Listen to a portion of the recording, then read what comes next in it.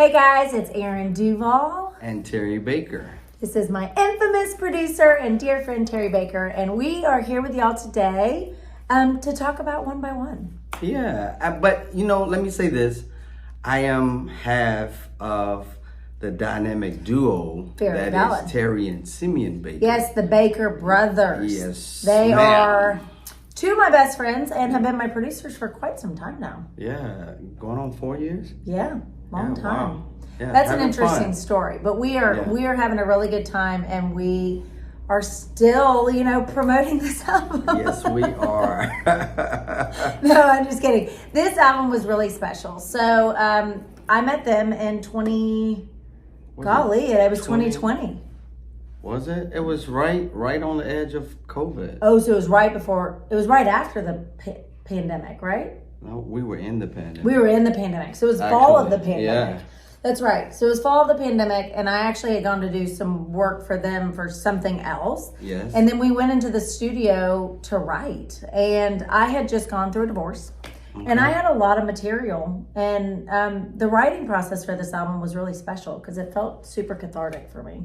So, when I think about it, we were just writing music. Yeah. We didn't have really an idea of where we were going. No. We were just creating great music. That's right. So, as we were writing, I remember One by One being one of the first songs that we started recording. Mm-hmm. Like, what was the thought process behind that song for you? So, when I went through a divorce, we've got this person that has worked with me and my kids through the process, and I remember they said to me that God shut my breakers off as a coping mechanism. Yeah.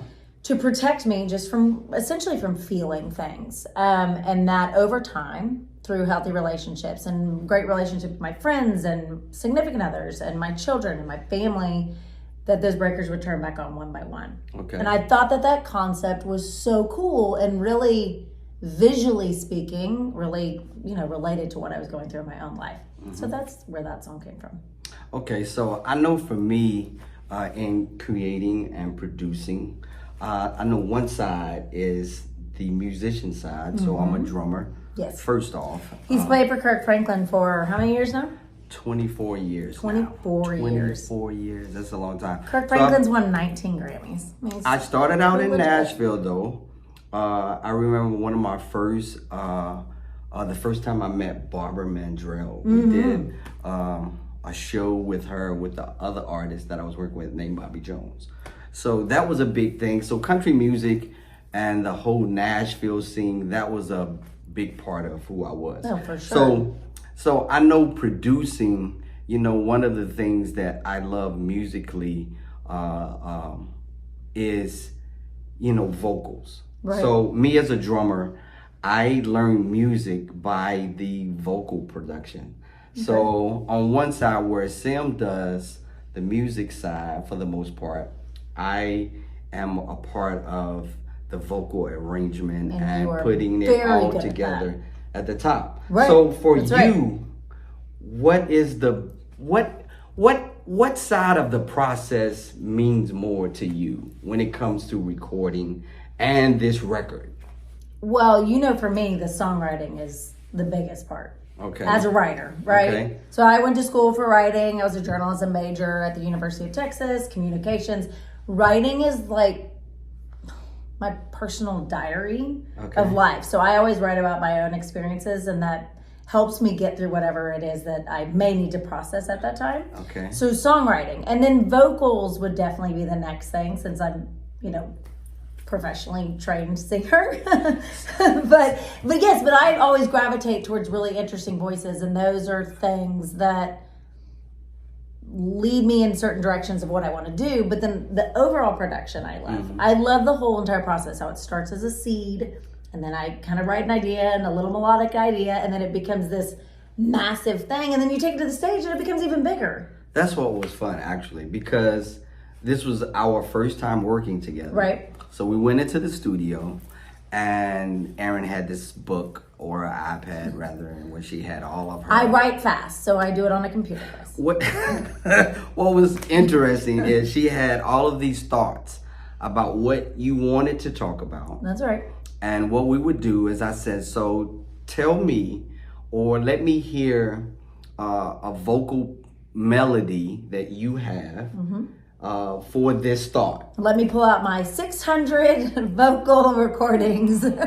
So she would pull some ideas out and we would sit and just kind of piece this part with this piece.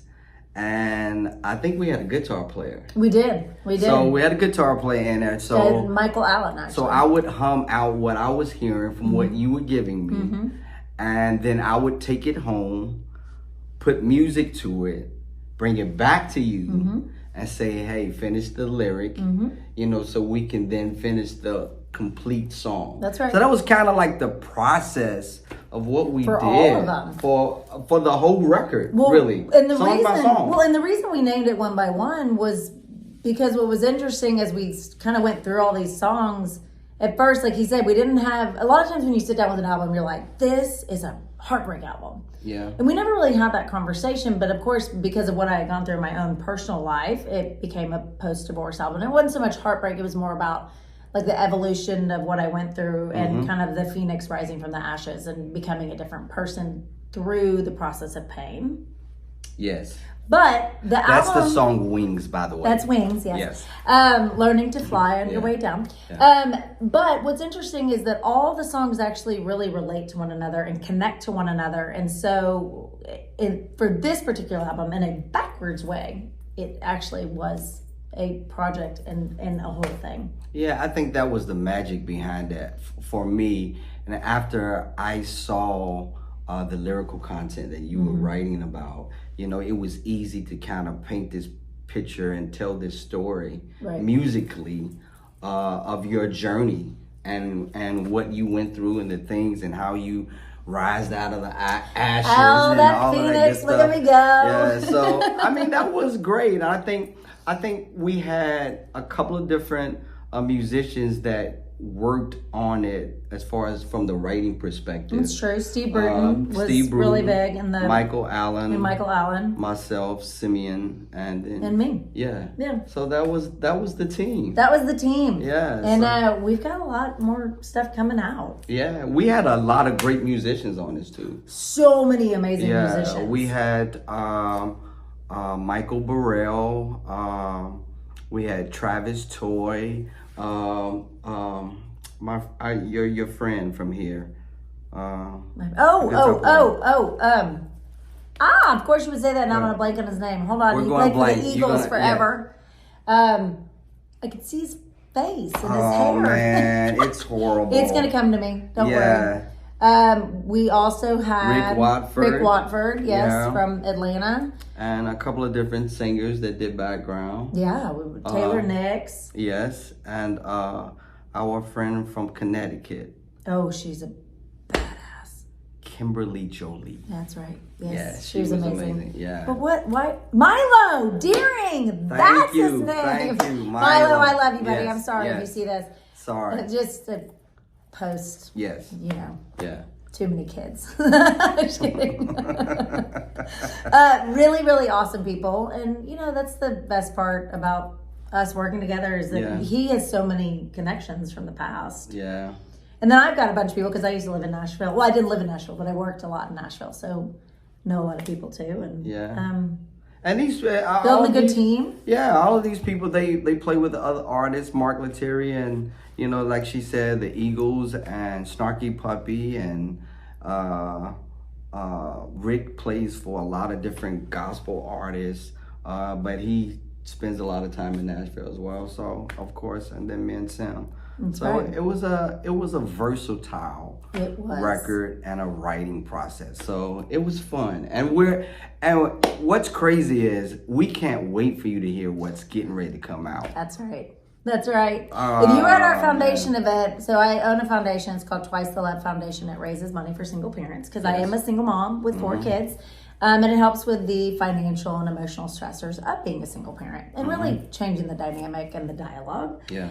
But we do an event once a year, and we kind of teased a few of the new songs, and people are like, "Yo, where are those?" Yeah. So it's gonna be fun. Yeah. Yeah, they're really fun. I really gravitate towards horns in country music, which is not common, but love. And so we did a little bit of a taste on that on Walking Country Song live, but not in the album. We still got the rawness and the sass and the countryness of those guitars and all of those. And the songwriting. Yeah, country's all about songwriting. Yeah. So it's fun. I am woman, hear me roar. Yeah. So make sure you go and download One by One. You can't miss it. I'm in a blue and green dress, and it's like a reflection, present, past, all the things. Yeah. Give it up to our team in Nashville, by the way. Rick, Mel, Danielle, Brittany. Dead Horse, y'all are the best. We love you guys. And go check it out, guys. Thanks for your time.